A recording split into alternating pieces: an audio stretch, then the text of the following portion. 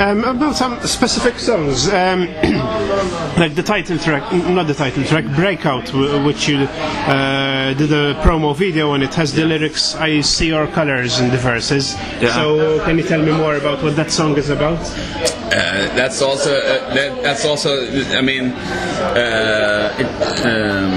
it's also about, you know, being closed into a world of, you know, where you don't want to, you know, maybe you don't want to be like walking around in your what we call it the squirrel wheel, but ekorrhjul, you know, your life going around in circles. You have to go to work, you know, you come home, you watch TV, you get up in the morning, and that's all you do. And maybe you have dreams, but you think that, but those dreams I could never fulfill them, and then it's like, and you need to break out of that. I mean, everything is possible if you just get your mind to it. Tough Guys Don't Dance. It's a curious title. What's that one about? Well, it's a party. It's a party track. It's actually the title is from an old book and a movie from movies from the early 80s, but I think it's the catchy title. But it's just funny. It's kind of like a little bit making fun of guys like me and guys like Thomas, who and most of the guys in the audience, you know, rock and roll tough guys, or, you know, biker tough guys, you know, they don't want to be on the dance floor, they stand in the bar and think it's embarrassing to dance. And me too. Yeah. And then this beautiful girl you've been checking out all night is coming up and asks you to dance, and then it's like, well, okay, so now I have a choice here. What am I going to do here? And then you're going to go dancing, I'm sure. So, yeah. Yeah, so the album has serious songs and more light-hearted songs. So yeah. But we want to have lyrics and mean something. It can't be like all, you know. It has to be something in them. But of course we have to have fun sometimes. Okay, the music of Nubian Rose is probably I can call it hard rock. So, and yet you've played already in a number of metal festivals, and you've got quite a good response from the metal crowd. What do you think appeals to the average metalheads? The type of music of Nubian Rose.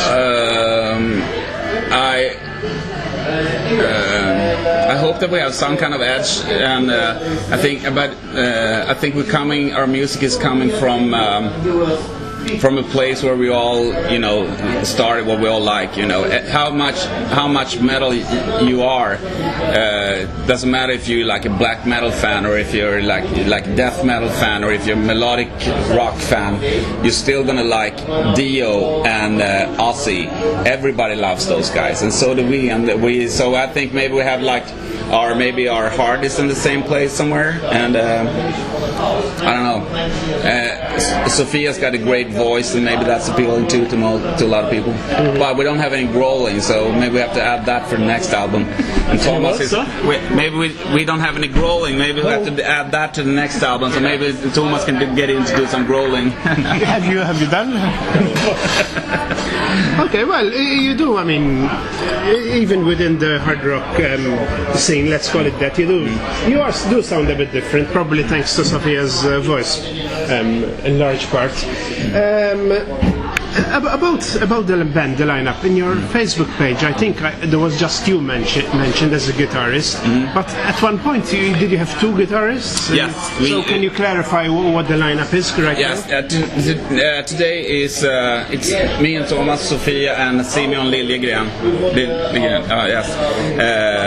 Amazing bass player who played with bands like Audiovision, and he played with you, Thomas, too. Yes, and also he was what they called Modest Attraction.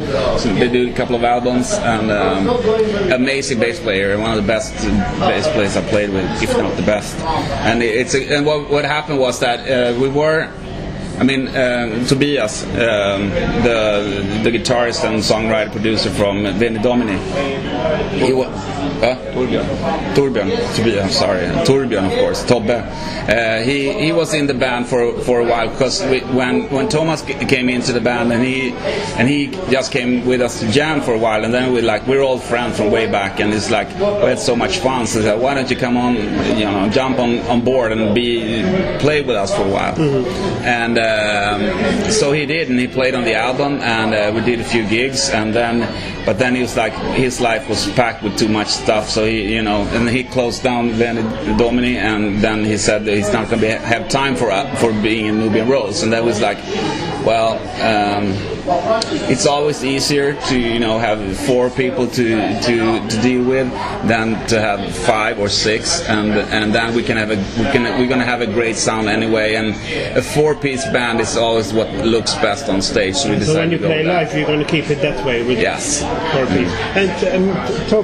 And sorry, what's the name of him? He was your brother, I yes. No? He is, sorry. Torbjörn.